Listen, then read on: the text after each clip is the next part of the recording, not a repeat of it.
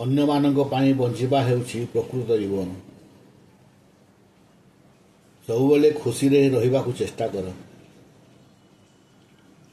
ଭଲ ପାଇବାର ମୂଳ ହେଉଛି ସେବା।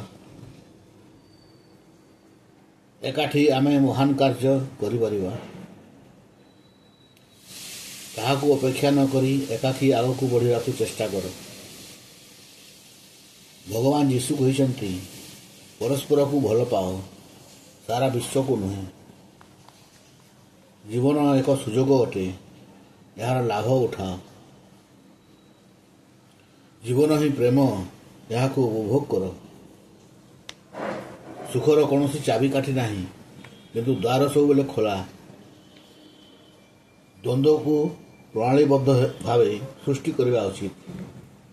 ଏହା ସହନଶୀଳତାକୁ ମୁକ୍ତ କରାଇଥାଏ। ଅନ୍ୟକୁ ପ୍ରେରଣା ଦେଉଥିବା ବ୍ୟକ୍ତି ହିଁ ପ୍ରକୃତ କଳାକାର ଅଟେ। ଇଚ୍ଛା ବିନା ଜ୍ଞାନ, ଡେଣା ବିହୀନ ପକ୍ଷୀ ସହ